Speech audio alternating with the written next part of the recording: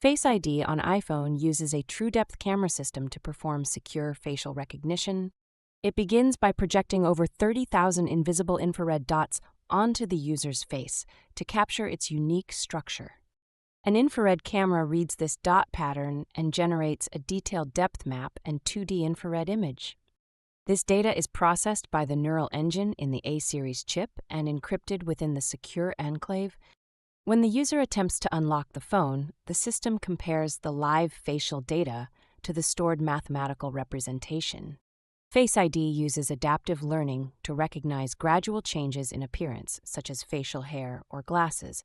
It also incorporates attention awareness, ensuring it only works when the user is looking directly at the screen. All processing is done on device, and facial data is never sent to Apple or stored externally.